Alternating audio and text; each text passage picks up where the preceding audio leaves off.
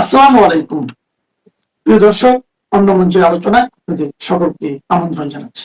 বাংলাদেশকে যদি আগের রূপে আবার ফিরিয়ে আনতে হয়, শেখ হাসিনার কোনো বিকল্প নেই।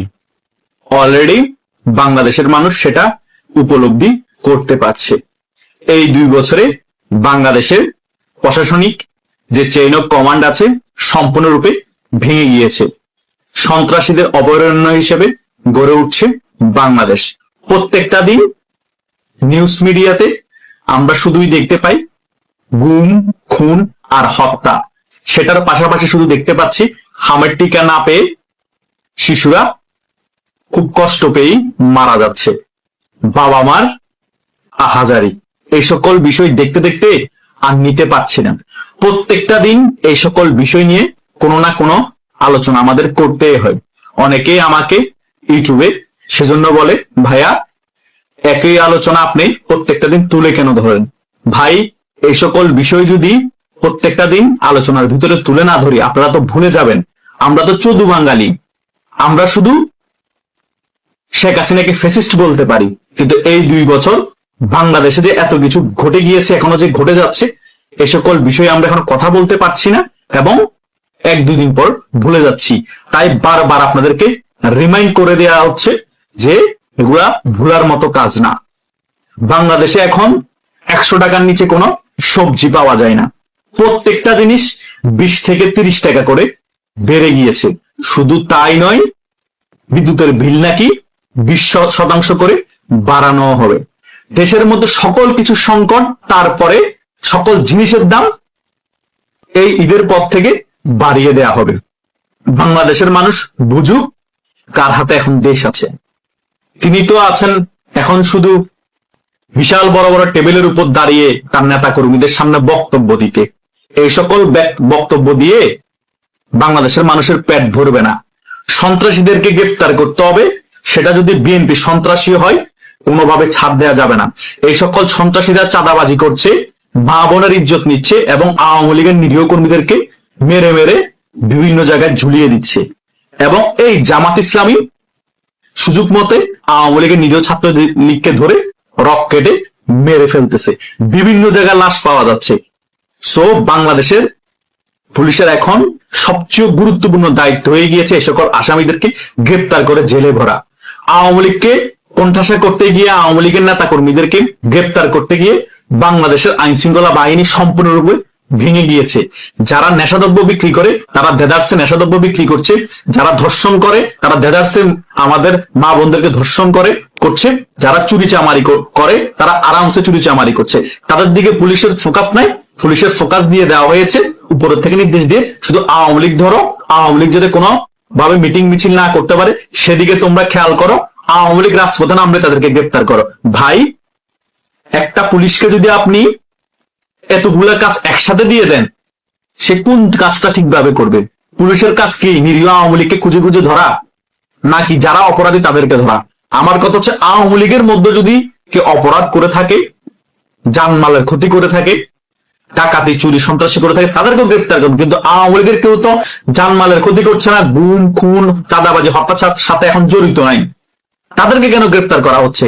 যারা এই সকল বিষয়ের সাথে জড়িত ছিল ক্ষমতা থাকা অবস্থায় তারা তো বিদেশ পালিয়ে গিয়েছে, আপনারাই টাকা খেয়ে বিদেশ পালিয়ে যেতে সাহায্য করেছেন। সো তাদেরকে গ্রেপ্তার না করে নিরীহদেরকে কেন গ্রেপ্তার করা হবে? আর তাদেরকে গ্রেপ্তার করতে গিয়ে নিরীহ আওয়ামী লীগের নেতা কর্মীদেরকে, যারা সত্যিকারের অপরাধী বিএনপি, জামাত এবং এনসিপি, তারা পার পেয়ে যাচ্ছে। তারা দেদারসে খুন করে যাচ্ছে, দেদারসে চাঁদাবাজি করে যাচ্ছে, দেদারসে সকল জায়গায় লুটপাট করে যাচ্ছে। আর আপনারা এদিক দিয়ে জনগণের পোংটা মেরে দিচ্ছেন। কিভাবে পোংটা মারছেন?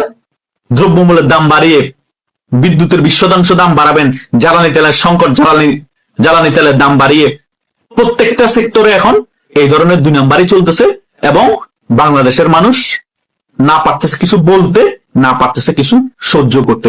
সো এই সার্বিক সকল বিষয় থেকে যদি আমাদের উত্তরণ পেতে হয়, আমাদেরকে বাংলাদেশের রাজনীতিতে আবার হাসিনাকে ইন করতে হবে, তারেক জিয়াকে আউট করতে হবে। শুধু রাজনীতিতে ইন করলে হবে না, ক্ষমতাও ইন করতে হবে বাংলাদেশ আওয়ামী লীগকে, এবং বিএনপি কে আউট করতে হবে।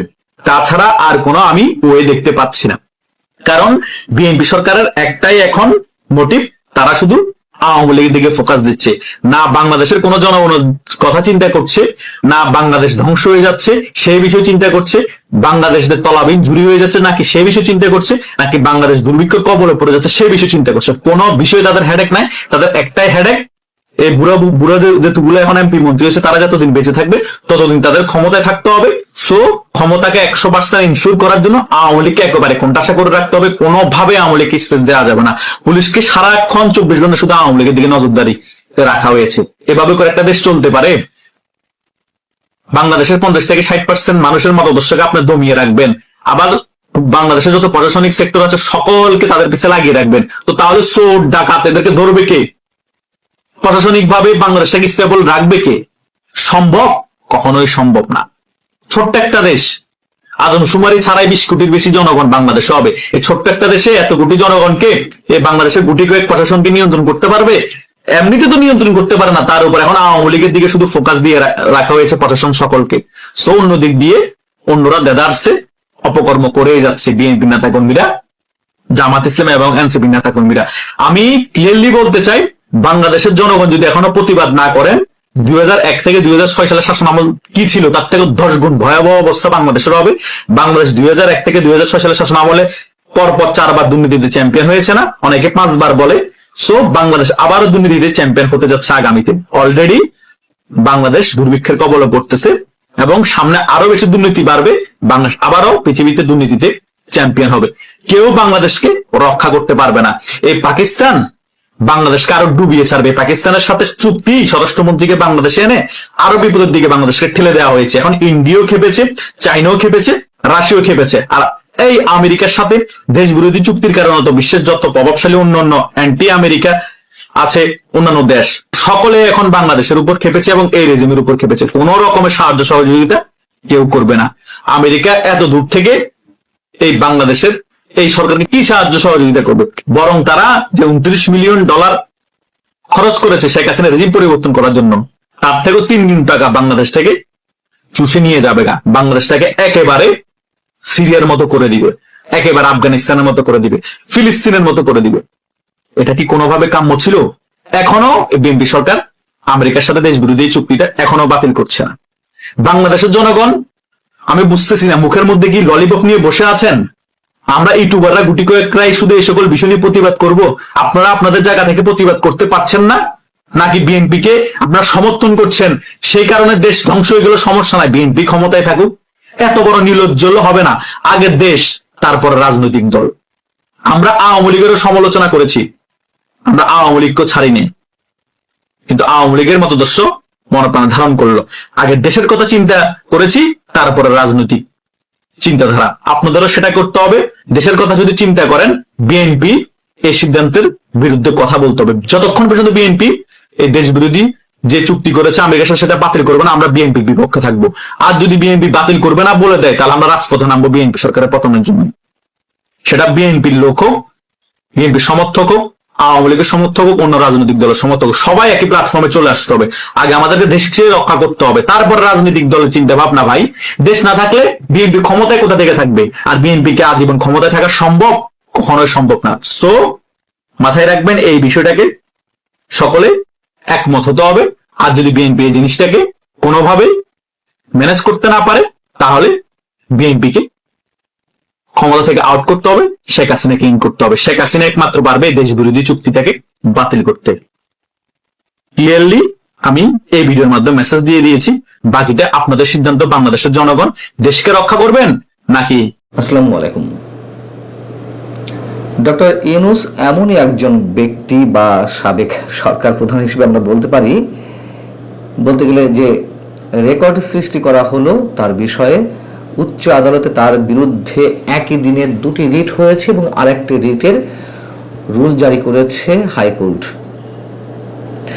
ডক্টর ইউনূস কিংবা ডক্টর ইউনূস সরকারের যে অসংখ্য অপকর্ম, রাষ্ট্রবিরোধী, দেশ বিরোধী, গণমানুষ বিরোধী, সেসবের বিষয়ে বিএনপি সরকার তো কিছু করছেই না বা করবেও না, এটি মোটামুটি মানুষের কাছে স্পষ্ট। কিন্তু এখনো পর্যন্ত মানুষের আশা ভরসার শেষ আশ্রয়স্থল যেটি উচ্চ আদালত, সেই উচ্চ আদালতেই মানুষের পক্ষ থেকে ক্ষতিগ্রস্ত রাষ্ট্রের পক্ষ থেকে একের পর এক আইনজীবী দ্বারস্থ হচ্ছেন, রিট করছেন, তার বিষয়ে বিভিন্ন ধরনের নির্দেশনা পাওয়ার চেষ্টা করছেন, কিন্তু আদালত বা কতটুকু সাড়া দিতে পারে সে বিষয়ে আসছি। যে বিষয়ে বলছিলাম যে বলা যায় যে রেকর্ড সৃষ্টি করা হয়েছে ডক্টর ইউনূসের বিষয়ে উচ্চ আদালতে।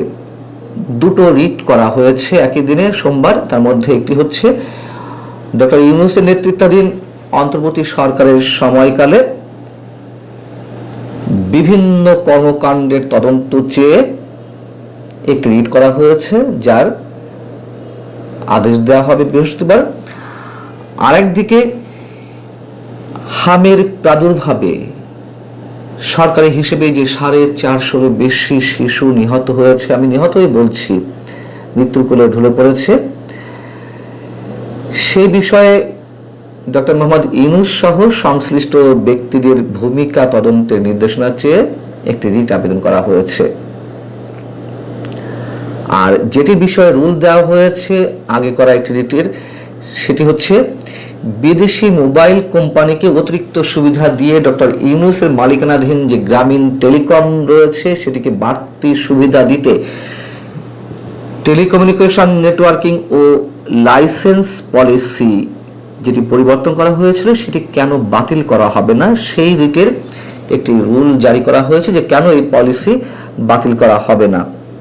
এবং আপনারা জানেন যে এই যে গ্রামীণ টেলিকম বা গ্রামীণ ফোন, এই প্রতিষ্ঠানগুলোকে বিশেষ সুবিধা দিয়ে ডক্টর ইউনূস তো অনেক কিছু করেছেন, অনেক কিছু, এমনকি ইলন মাস্কের যে স্টারলিংক বাংলাদেশে প্রবেশের সুযোগ করে দেওয়া হলো, সেখানেও একমাত্র লোকাল এজেন্ট গ্রামীণ ফোন। যাই হোক, হামের টিকার রিটে কি বলা হয়েছে যে একটা তদন্ত কমিটি গঠনের আদেশ চাওয়া হয়েছে এবং একই সঙ্গে ডক্টর ইউনূস সহ তার উপদেষ্টা পরিষদের সব সদস্যের দেশ ত্যাগে নিষেধাজ্ঞা জারির নির্দেশনা চাওয়া হয়েছে। এবং ডক্টর ইউনূস যে সরকারি যে নিয়ম নীতি, যে ওপির মাধ্যমে টিকা আনা হতো ইউনিসেফ সহ আরো বিভিন্ন সংস্থার মাধ্যমে সরকারি পর্যায়ে, সেটিকে বাতিল করে বেসরকারি পর্যায়ে টিকা কেনার বিষয়ে সিদ্ধান্ত নেওয়া হলো। সেটির ক্ষেত্রে কি ধরনের দুর্নীতি রয়েছে, রাষ্ট্রবিরোধী যে অব্যবস্থাপনা, তার তদন্ত চাওয়া হয়েছে। কিন্তু এই রিট করার আগে রিটকারী আইনজীবী সরকারের বিভিন্ন দায়িত্বশীল ব্যক্তির কাছে লিগ্যাল নোটিশ পাঠিয়েছিল। সেই নোটিশে কি বলা হয়েছিল যে নোটিশ প্রাপ্তির 5 দিনের মধ্যে তদন্ত কমিটি গঠন এবং ডক্টর মোহাম্মদ ইউনূস সহ উপদেষ্টা পরিষদের সব সদস্যের বিরুদ্ধে দেশ ত্যাগের নিষেধাজ্ঞা জারির ব্যবস্থা করতে হবে, অন্যথায় প্রয়োজনীয় আইনগত পদক্ষেপ নেওয়ার কথা বলা হয়েছিল ওই লিগ্যাল নোটিশে। আমরা দেখলাম যে সরকার এই বিষয়ে কোনো সিদ্ধান্ত নিল না, কোনো ধরনের পদক্ষেপ নিল না। কাহিনীটা কি? পরবর্তীতে বাধ্য হয়ে সেই আইনজীবী আদালতে রিট করেছেন। আর অন্তর্বর্তী সরকারের সময়কালে যে নানান ধরনের অপকর্ম বা বিভিন্ন ধরনের কর্মকাণ্ড, বিদেশি চুক্তি থেকে শুরু করে নানান বিষয়ে তদন্ত করতে একটা তদন্ত কমিশন গঠনের আবেদন জানানো হয়েছে। এই সরকারের 18 মাসের যে অর্থনীতি, স্বাস্থ্য সহ দেশের সব ক্ষেত্রে অরাজক পরিস্থিতি সৃষ্টি করা হয়েছিল, সেসব বিষয়ে তদন্তের জন্য এই রিটটি আবেদন করা হয়েছে, যাতে ভবিষ্যতে কোনো নির্বাচিত সরকারকেও এসে কেউ উৎখাত করতে না পারে, সেসব বিষয়েই আদালতের দৃষ্টি আকর্ষণ করা হয়েছে। এটির বিষয়ে বৃহস্পতিবার নির্দেশনা দেওয়া হবে। এখন বিষয় হচ্ছে যে একটা তো রুল হলো, এই রুলের ভবিষ্যৎ কি তা নিয়েও আমাদের যথেষ্ট সন্দেহ যে টেলিকমিউনিকেশন যে পলিসি সেটি পরিবর্তন করা হবে কিনা, এর মাধ্যমে ডক্টর ইউনূস ফেঁসে যাবেন কিনা। বাকি যেই রিটের নির্দেশনা দেওয়া হবে, একটি নির্দেশনা দেওয়া হবে মঙ্গলবার, হাম সংক্রান্ত যে রিটটি করা হয়েছে, আমরা অপেক্ষায় রইলাম। প্রশ্ন হচ্ছে বাকি রিট, যেটি অনেক বড় সিদ্ধান্ত, একটা বিষয় জড়িত রয়েছে। ডক্টর ইউনূসের 18 মাসের যে কর্মকাল সরকার প্রধান হিসেবে, সেইগুলোতে সরকারের যে নানান ধরনের অপকর্ম, সেসব বিষয়ে তদন্ত। আমরা কতটা আস্থা রাখবো এখন হাইকোর্টের উপরে? আর তদন্ত কমিশন আবার কাদের নেতৃত্বে গঠিত হবে? একটু মনে করিয়ে দিতে চাই, আমি আবারও বলি, এখনো পর্যন্ত মানুষের আশা ভরসা শেষ আশ্রয়স্থল হচ্ছে উচ্চ আদালত, যার কারণে মানুষ চলে যায়। কোথাও না কোথাও থেকে তো পরিত্রাণ পেতে হবে। কিন্তু আমাদের হাইকোর্টের নানান বিষয় যখন আমাদের সামনে আসে, তখন আমাদেরকে আশাহত হতে হয়, একেবারে অসহায় হয়ে পড়তে হয়। একটা এক্সাম্পল দিই, আওয়ামী লীগ সরকারের সময় যে ব্যাংক খেকো এস আলম গ্রুপ, তার বিরুদ্ধে ব্যারিস্টার সাইদুল হক সুমন একটি রিট করেছিল যে তার যে অর্থ পাচার, যে নানান পর্যায়ের দুর্নীতি, তার তদন্তর নির্দেশ দেওয়া হোক। হাইকোর্ট তদন্তের নির্দেশ দিল। পরবর্তী কি হলো? সুপ্রিম কোর্টের প্রধান বিচারপতির নেতৃত্বে ফুল বেঞ্চ এই তদন্ত প্রক্রিয়ার যে নির্দেশ, সেটি স্থগিত করা হলো। আমাদের বিচারকেরা স্বাধীনভাবে কাজ করতে পারেন না, এই কথা নতুন কিছু নয়। নিম্ন আদালত তো নয়, উচ্চ আদালতের ক্ষেত্রেও এরকম নানান ধরনের অভিযোগ বলি, মন্তব্য বলি, অভিজ্ঞতা বলি, অবশ্যই সেগুলো রয়েছে। এবং একথা তো নতুন কিছু নয় যে আদালতের নির্দেশেই বিচার বিভাগ চলে। নিম্ন আদালত তো বটেই, উচ্চ আদালতের বিচারকেরাও কতটুকু স্বাধীনভাবে কাজ করতে পারেন, সরকারের বিরুদ্ধে যায় এমন কোন সিদ্ধান্ত উচ্চ আদালতের বিচারকরা কতটুকু দিতে পারেন, কতক্ষণ দিতে পারেন, সেটা নিয়েও নানান ধরনের প্রশ্ন রয়েছে। আর এক্ষেত্রে ডক্টর ইউনূসের ক্ষেত্রে সরকার কি চায়, বিএনপি সরকার কি চায়, সেটিও মানুষের এই যে 3 মাসের যে অভিজ্ঞতা, মোটামুটি স্পষ্ট হওয়া গেছে। সরকার আসলে ডক্টর ইউনূসের বিরুদ্ধে অ্যাকশন বা পদক্ষেপ কতটুকু চায়। গত 3 মাসে ইউনূস সরকারের উপদেষ্টাদের এক ধরনের সেফ এক্সিট দেওয়ার মানসিকতা প্রকাশ পেয়েছে আমাদের সামনে সরকারের পক্ষ থেকে। ডক্টর ইউনূস এখনো পর্যন্ত সব নিয়ম নীতি উপেক্ষা করে কিভাবে 1 বছরের জন্য ভিভিআইপি প্রোটোকল নিয়ে চলার ব্যবস্থা করে রাখতে পারেন এবং সেটি বহাল থাকে। যুক্তরাষ্ট্রের সঙ্গে যেই গোপন চুক্তিটি হলো আমাদের সার্বভৌমত্ব বিরোধী, সেটি কার্যকর করতে বীর দর্পে এগিয়ে চলেছে বর্তমান বিএনপি সরকার। হামের প্রাদুর্ভাবের জন্য ইউনিসেফ থেকে শুরু করে বিশ্ব স্বাস্থ্য সংস্থা এবং আমাদের যে জনস্বাস্থ্য বিশেষজ্ঞরা রয়েছেন, তারা সবাই ইউনূস সরকারকে দায়ী করছে। কিন্তু সরকারের পক্ষ থেকে ইউনূস সরকারকে এক ধরনের সেভ করার মানসিকতা প্রদর্শন করতে দেখছি এবং তাকে সেভ করতে গিয়ে এর আগে আওয়ামী লীগ সরকারকে দোষারোপ করার এক ধরনের প্রবণতাও সরকারের খোদ প্রধানমন্ত্রী থেকে শুরু করেন বিভিন্ন মন্ত্রীদের বক্তব্যে প্রকাশ পাচ্ছে। এবং সেই সব জায়গা থেকে ডক্টর ইউনূসের এক্সটেনশন যে এই বিএনপি সরকার, সেরকম মন্তব্য অনেকে করছেন। এখন যুক্তরাষ্ট্রের যেসব এজেন্ডা ডক্টর ইউনূস বাস্তবায়ন করেছে বা করার প্রক্রিয়া রেখে গেছে, সেগুলোতে বিএনপি সাই ছিল এমন কথাও আমরা জানতে পারছি। অনেকে বলছেন যদি তাই হয়, তাহলে ডক্টর ইউনূস সরকারের যেই নানান ধরনের কর্মকাণ্ড, তার বিরুদ্ধে তদন্ত প্রকৃতভাবে কতখানি হবে বা সেই হিসেবে ব্যবস্থা কতখানি নেওয়া হবে, সেটি তো অনেক বড় প্রশ্নের বিষয়। ভালো থাকুন সবাই, আল্লাহ হাফেজ।